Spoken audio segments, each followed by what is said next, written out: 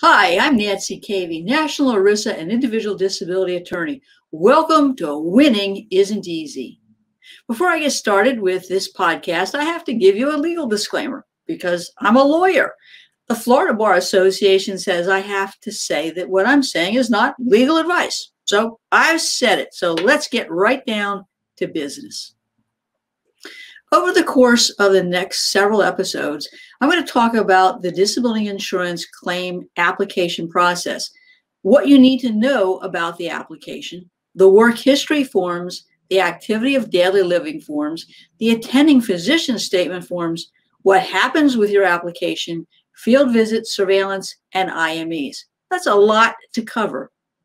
But today I'm just going to talk about the work history form. Now, it doesn't sound like a complex form, but how you fill out that form has consequences, and it can lead to the carrier misclassifying your occupation at the time you became disabled.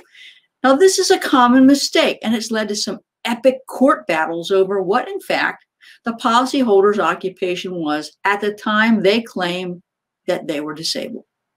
Now, specifically, I'm going to talk about what is a work history form. What does the disability carrier do with that work history form? And I'm going to tell you a real life story about the importance of a correct work history and when a salesman is not a salesman. So let's take a quick break, and when we return, we're going to get started. Stay tuned. Have you been robbed of your peace of mind from your disability insurance carrier? You owe it to yourself to get a copy of Robbed of Your Peace of Mind, which provides you with everything you need to know about the long-term disability claim process. Request your free copy of the book at caveylaw.com today. Welcome back to Winning Isn't Easy. You ready to get started? Great. So the first thing I'm going to talk about is what is a work history form? When you apply for your disability benefits, the carrier has to determine your occupation at the time you claim you became disabled. What medical conditions you claim are the basis of your disability, what restrictions and limitations you have, and whether those restrictions and limitations limit or prevent you from performing the material and substantial duties of your own occupation. So this means that there's going to be a vocational evaluator involved in your case. Who's that? Well, a vocational evaluator is an expert in the world of work. And the disability carrier is going to ask that vocational evaluator to consider three things. Number one, what was your occupation at the time you became disabled? Two, what were the material and substantial duties of your occupation at the time you became disabled? And three, whether the restrictions and limitations the carrier has accepted prevent you from doing the material and substantial duties of your own occupation.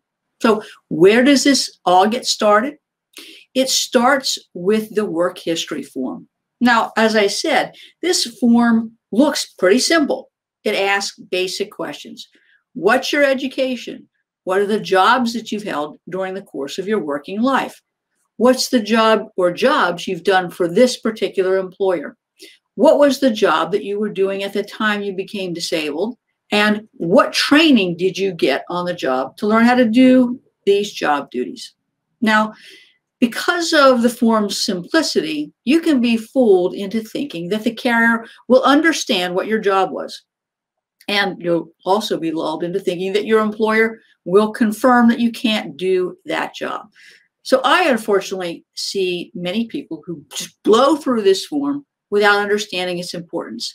So in the next segment, I'm going to break this down for you in greater detail. So when we return, I'm going to talk about what the disability carrier does with that work history form and the mistakes that you can make that can kill your case or jeopardize your case right out of the gate. Stay tuned.